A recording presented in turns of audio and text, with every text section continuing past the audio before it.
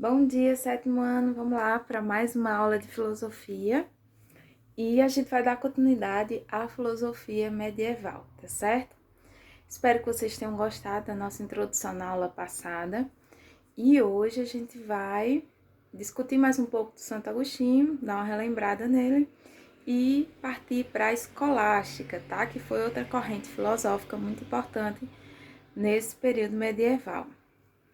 Gente, lembrando a vocês, né, que durante a Idade Média, toda aquela região ali da Europa, o que predominava era o que a Igreja Católica ditava. Então, o dia a dia das pessoas, né, estava todos voltados, né, para a ideia de Deus, da Igreja, o que a Igreja precisava, o que a Igreja dizia que era certo e que era correto. Então, durante séculos, né, toda a Europa ficou ali envolvida, né, na Idade Média, pela ideia de que Deus castigava, de que Deus punia, de que eu precisava comprar minha salvação, tudo isso, tá? Mas, mesmo num período assim, onde o pensamento era um pensamento voltado à ideia de Deus, surgiram vários filósofos nesse contexto aí que foram importantes e que marcaram, né, a história da filosofia, tá? Então, dentro da história da filosofia, o primeiro que surgiu foi o Santo Agostinho, né? Como vocês viram na aula passada, ele foi influenciado pelo maniqueísmo de Mani, né? Por isso, ele tinha aquela ideia de que Deus, era dual, a dualidade do bem, do mal, que existia Deus, existia o diabo, céu e inferno. Então, essas ideias, né, onde tem essas diferenças, né, dual, vem do maniqueísmo, tá? E Agostinho, ele era bem influenciado. Assim como ele foi influenciado pelas ideias platônicas de Platão. Então, Platão também acreditava numa dualidade, né? Numa alma, nós temos uma alma, um lado que seria o mundo das ideias, né? Aquele que está na imaginação, no intelecto racional, e nós teríamos um corpo material, tá? Para Agostinho, quando ele se pega a esse pensamento de Platão, juntando com o maniqueísmo, ele vai dizer que o nosso corpo ele é inferior à nossa alma. Então, nossa alma sempre vai ser superior ao corpo. Por quê? Porque a alma, ela seria imortal, a alma, ela seria imutável, e a alma, ela teria um fim eterno, né? Teria uma eternidade. Já o corpo, ele era finito, ele era mortal, ele era corruptível. Então, Agostinho, ele dizia que por causa disso, o que seria, que deixaria nosso corpo superior à nossa alma, seria o pecado. Então, quando a gente peca, para Agostinho, a gente está deixando que o corpo, esse corpo corruptível, seja superior à nossa alma, tá? Que é eterna. E para isso ele também encontra uma solução, que seria, né, a remissão dos seus pecados, voltar à reflexão, né, de Deus, voltar os seus pensamentos, as suas atitudes, tudo para aquilo que a igreja pregava como certo. E só fazendo isso que você deixaria que sua alma continuasse superior ao seu corpo, tá? Mais na frente, a gente vê Agostinho falando um pouquinho sobre fé. A fé, para Agostinho, é algo que ele vai explicar naquele período que vai além da compreensão. Então, às vezes a gente quer ter aquela palavra ver para crer. Então, eu só acredito se eu ver algo. Isso, para Agostinho, seria algo material. Então, quando a gente fala isso, né, segundo ele, a gente está deixando que o nosso corpo, né, ele seja, aquilo que é material, seja superior ao imaterial. Então, a fé estaria ligado para Agostinho à razão. Então, haveria uma ligação entre a fé e a razão, porque estaria ali no mundo do intelecto, do mundo das ideias. Então, você não deixaria, né, de acreditar, mesmo que você não estivesse vendo algo. Então, como a gente já explicou em algumas aulas, para Platão, tudo primeiro acontece no mundo das ideias, no seu pensamento, no seu imaginário, para depois tomar a forma material. Então, segundo Agostinho, essa ideia de Platão é coerente com a ideia de fé, tá? Então, essa ideia você pode comparar à fé. A fé, ela tá aqui na alma, no intelecto, né? E ela tá na compreensão racional, mesmo que eu não esteja vendo ou pegando aquilo que eu tô acreditando, mas ela existe ali no meu intelecto, ou seja, na minha alma, segundo Agostinho, tá bom? Então, quando fala-se de fé, ele fala dessa questão aí da razão ser justamente ligada à fé. Mais na frente, gente, no nosso livro, fala também que Agostinho ele foi uma pessoa que estudou bastante a Bíblia e principalmente ele se inspirava quando ele escrevia os seus textos, os seus sermões, no livro de Isaías, tá? O livro de Isaías é um livro do Antigo Testamento e esse livro ele tem uma característica muito grande na ligação que Isaías tinha com o material e o espiritual. Então, várias passagens do livro de Isaías, Isaías faz menção à fé ligada a uma razão e uma dualidade, né? Esse homem que era material, corruptível, de repente, no livro de Isaías, ele ganha formas e milagres, como Isaías, né? Falava que estava ligado à alma, né? Ao invisível, aquilo que era imortal. Então, por causa desses contextos que Isaías falava no livro dele, Agostinho ele tinha um apego muito grande ao livro de Isaías na Bíblia, tá? Que aí ele fazia seus questionamentos em cima do livro de Isaías.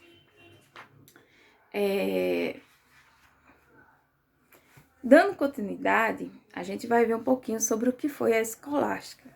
Na página 44, a gente vai perceber que durante a Idade Média, né, eu falei para vocês na aula passada, se você quisesse estudar, você ia para os mosteiros, né, que era o lugar onde estavam ali os grandes escritos que tinha desde a antiguidade, e as pessoas que eram capacitadas para ensinar. Mas lá do meio para o fim da Idade Média, né, no finalzinho, surge a escolástica, que são escolas que não estariam diretamente dentro dos mosteiros, tá? Embora a escolástica não tinha uma visão, assim, de início privilegiada pela igreja, mas com o passar do tempo, ela se tornou uma aliada também da igreja, tá?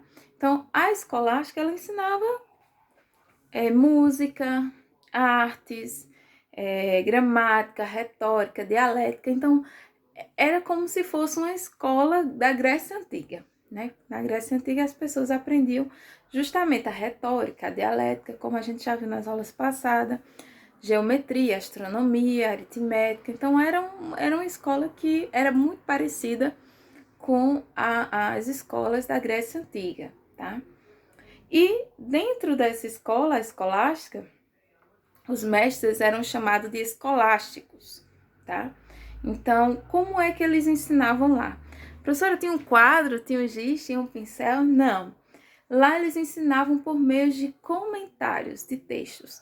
Então, eles pegavam trechos, textos, livros e se sentavam e começavam a ler esses textos e fazer comentários. Olha que interessante, às vezes o professor pede para vocês comentar um trecho de alguma coisa e vocês ficam ali cambaleando meio perdido, mas esse tipo de ensino já é bem antigo, tá? É uma maneira realmente eficaz de se aprender, é quando você lê um trecho de uma coisa e tenta ali fazer sua própria interpretação daquele trechozinho, tá? Então, sempre tem nas atividades de qualquer disciplina, vai acontecer de ter lá um trechozinho para você fazer uma interpretação daquilo que ele quer dizer. Então, era assim que eles estudavam na escolástica, tá? E uma pessoa que foi muito influente durante esse período da escolástica foi o São Tomás de Aquino, tá, gente? Então, nascido em Aquino, ele se tornou um dos mais ilustres pensadores da escolástica medieval, tá? A filosofia tomista era chamada assim em correlação ao nome Tomás, tá? Surgiu um roteiro, claro, de exaltar a fé em sua plenitude. O objetivo de São Tomás de Aquino era construir argumentos em defesa dos preceitos cristãos. Por isso que eu disse que, com o passar do tempo, a escolástica ela ficou muito aliada à Igreja Católica. Porque São Tomás de Aquino, ele vai pegar esses ensinamentos e ele vai encontrar refutações que agreguem esses ensinamentos à Igreja Católica, à fé cristã, do catolicismo, tá? Então, ele quer encontrar de maneira objetiva razões para que as pessoas acreditassem no cristianismo. E vai ser por conta da escolástica que a gente vai ter, né, até os dias de hoje, um cristianismo bastante forte e ascendente, tá? Então, vamos continuando a leitura aqui. Aquino resgatou as teorias de Aristóteles, a fim de elaborar justificativas racionais que evidenciassem os princípios e elementos do cristianismo. Então, lembra que Agostinho, ele se ligou muito com a teoria platônica, né?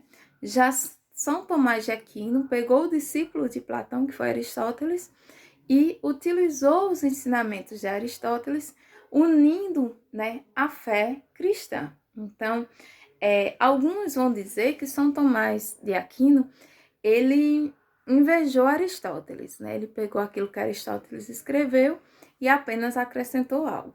Já outros filósofos vão dizer que não, que Aquino, como um grande estudioso de Aristóteles, ele apenas pegou a base do estudo aristotélico e utilizou dentro da Igreja Católica, formando novos fundamentos para o catolicismo, tá? Espero que tenha ficado claro, se não ficou, deixa nos comentários aí. As obras tomistas são reconhecidas, entre outros fatores, por essa capacidade de síntese. Tomás de Aquino englobou diversos temas em sua reflexão, desde os pensamentos judeus até os islâmicos. Então, uma grande característica que teve também foi a questão de síntese. São Tomás de Aquino ele não se importou apenas em falar, como Agostinho, ele focou muito a questão da fé, do pecado, né, da conversão ao cristianismo. E São Tomás de Aquino, não. Ele focou em tantas coisas. Ele falou do islamismo, ele falava dos judeus, ele falava de questões científicas também. Então, ele tinha diversos assuntos para falar, e nesses diversos assuntos ele sempre encontrava um meio de unir esses assuntos à fé dele cristã, tá? Então, São Tomás ele foi um defensor, né, inegável aí da fé cristã. Os princípios básicos aqui, a gente vai ver, vocês vão lembrar das nossas primeiras aulas sobre teoria de conhecimento, aonde eu falei da lógica aristotélica para vocês, e a maioria ficou dizendo que era um assunto bem complexo. Então, o princípio da não contradição, o princípio da substância, o princípio da causa eficiente, o princípio da finalidade e o princípio do ato e potência. Gente, isso lembra o nosso conteúdo lá no primeiro bimestre, tá? É a mesma coisa. Quando ele bota a causa, o efeito, a potência, o ato, esses princípios estão ligados àquele conteúdo do primeiro bimestre. Só que São Tomás de Aquino vai utilizar esses princípios da lógica aristotélica para fé cristã, tá? Então, ele vai utilizar, vamos dar um exemplo, o princípio da não contradição. O ser é ou não é. Então, ele vai dizer que uma coisa ou existe ou não existe, mas essa coisa não poderia ser outra coisa ao mesmo tempo. Então, você não pode ser e não ser ao mesmo tempo. E aí, ele está falando isso com relação à fé mesmo. Ou você acredita em Deus, ou você não acredita em Deus. Segundo ele, você não pode ficar em cima do muro, tá? Outro princípio aqui, para vocês entenderem um pouquinho, é o princípio da substância. Então, Em sua existência, os seres são distinguidos pela sua substância, a essência, o que dá significado ao ser, algo necessário para a sua vida. E pelo acidente, acessório ao ser, qualificação não essencial. O que ele quis dizer? Que todos nós, ao nascer, recebemos uma essência, e essa essência teria sido dada pelo Criador, que teria sido Deus, que nos causa motivo da gente voltar à redenção, que seria a salvação, acreditar nesse Deus. Então, nós recebemos essa essência, essa substância diferenciada, porque Deus nos deu, tá? Nos deu vida, segundo Tomás de Aquino. Então, vocês veem aqui que esses princípios, eles vão se parecer com aqueles princípios que a gente viu, só que ele vem trazendo essa lógica para a ideia de Deus, tá? Sempre ligado na ideia de Deus. Então, para a gente não ficar um pouquinho perdido, vamos ver a diferença entre ser e essência, tá? Apesar de boa parte dos conceitos usados por Aquino terem sido elaborados por Aristóteles, não podemos dizer que não houve uma originalidade em seu pensamento. O que houve, de fato, foi um grande esforço intelectual para adaptar e conciliar essas teses que eram de Aristóteles para o cristianismo. Então, ele pegou todas aquelas teses que Aristóteles deixou e trouxe para dentro da doutrina cristã, tá? Um grande mérito de São Tomás de Aquino está na sua capacidade de trazer problemas aristotélicos para a concepção cristã, ou seja, de preferir levar a doutrina cristã e sistematizá-la conforme o pensamento aristotélico. Nesse conjunto está a distinção entre o ser e a essência de Deus e das suas criaturas, classificando essa teoria em dois segmentos, uma que trata do ser em geral e outra que se refere ao ser pleno. De acordo com essas concepções, Deus é o único substancialmente pleno, né? Além disso, Deus representa a pureza do ato, portanto, não precisaria ser melhor em absolutamente nada, uma vez que ele seria a própria perfeição. Então, uma das discussões mais importantes de São Tomás de Aquino era essa questão da substância e do ser. Então, a única substância perfeita, o único ser perfeito para São Tomás de Aquino seria Deus, porque ele seria pleno, inexplicável, inclusive, pela sua própria perfeição. E que ele criou seres, né, que também são substâncias, que somos nós, mas que na nossa essência não temos essa perfeição que o ser único, né, que seria Deus, teria. A gente só alcançaria essa perfeição quando a gente chegasse à eternidade, que não fosse mais ligado a esse mundo material, tá? Outra coisa que São Tomás de Aquino se dedicou muito foi provar a existência de Deus. Então, ele pegava as ciências, ele pegava todas essas teorias, essas filosofias e tentava provar, né, por A mais B, que Deus realmente existia. Então, a filosofia tomista é a teoria das provas da existência de Deus. Em uma das suas importantes obras, Aquino propõe 5 provas da existência de Deus: a motora, a causa eficiente, Deus é a primeira causa, o ser necessário e o ser contingente. E os graus de perfeição, tá? Dando a finalidade do ser. Gente, isso é bem complexo de vocês entenderem, porque remete a uma discussão filosófica muito ligada ao ensino médio, tá? Que é quando a gente começa a ver a essência de Deus, quem seria Deus em sua essência, em sua plenitude. E aí a gente vai ver conceitos muito complicados e densos para vocês nesse momento.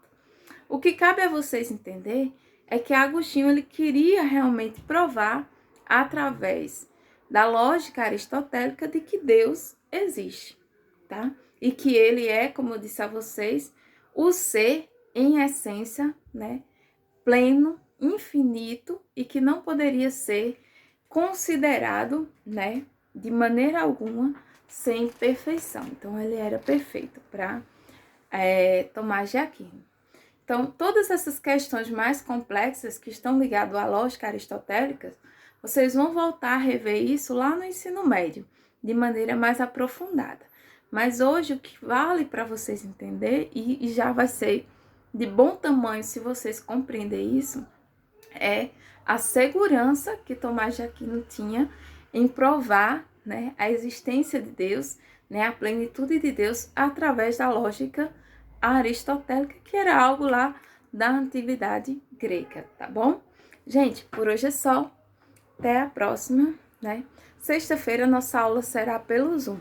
Então, todo o material aí que vocês têm, todas as dúvidas de todas as aulas que a gente teve aqui do segundo bimestre, eu espero que a gente possa tirar na sexta-feira, tá? Estarei online com vocês, vou deixar o código. Na próxima quinta-feira eu já deixo esse código, tá bom? Um beijão, gente, e gratidão.